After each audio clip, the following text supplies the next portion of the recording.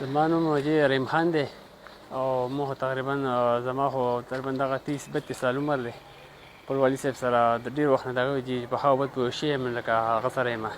تقریبا دغه 20 سال تقریبا زما په دې بغوانۍ کې وشو دي. ریډ بیوټي خو جي دا تقریبا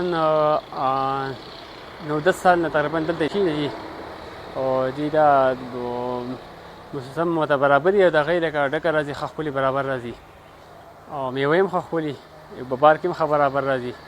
خو موسم تبدیلي وجه اکثره ګلۍ یا سیلۍ طوفان یا موسم یخ شي یا بارانونه ډېر شي بیا کمی دي.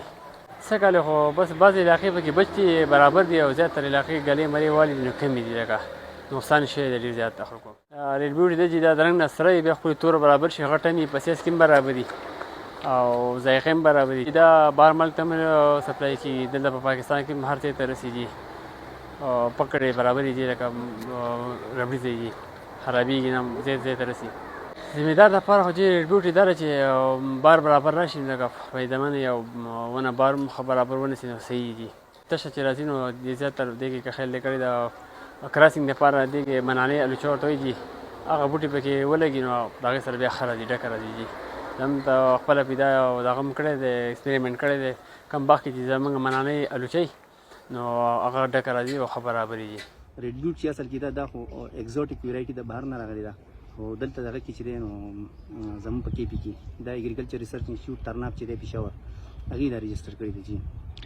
او د دې لږ مختلف مسایل دي لکه تشه د بعضې خلکو سره ډکه راځي بعضې خلکو سره تشه راځي. نو دې کې یو د پالینیشن مسله ده چې پالینایزر ورته بل پکار دی. پالینایزر نه علاوه د دې نورې مسلې دا دي چې دا ریډ بیوټ الوچه چې ده دی به تاسو لږه په سټرس کې ساتئ. لکه اوبه ځمکه اوبه دلته ډېره شوه نو دی بیا مستۍ طرف ته ځي دی بیا بار نه کوي. دلته به فرټیلایزر خاص کر نایټروجینس فرټیلایزر څه دي دا به ورته ډېر کم ساتي او یا که ګروت یې برابر نو نایټروجن فرټیلایزر چې دا ورته بالکل مه اچوئ. دې کې اوس موږ په خپله ویزټس کړي دي چې بعضې ځای کې په للمو موږ د دې باغونه کتلي دي.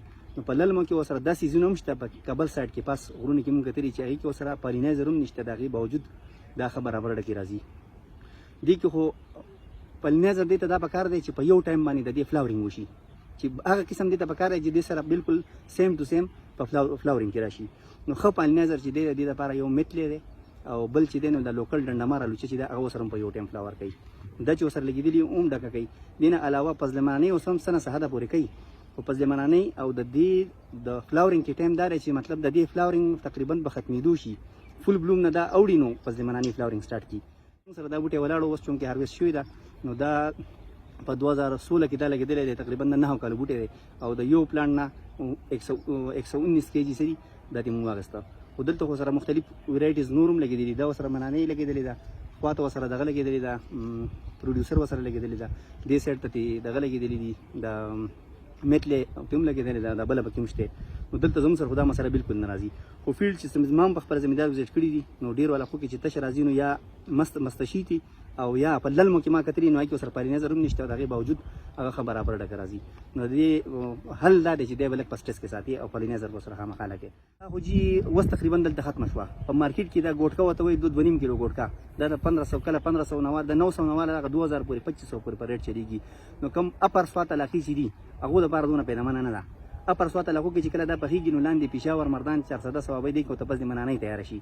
خو دا کمې لاندې علاقې چې دي یا مینګوره شوه د چارباغ نه لاندې علاقې شوې مینګوره شوه بریکوټ شو لاندې تاڼه شوه پلی شوه دغې علاقو دپاره دا بالکل مارکېټ ته ارلی راورسي نو هغې کې دا پیسې ورته ډېرې کوي.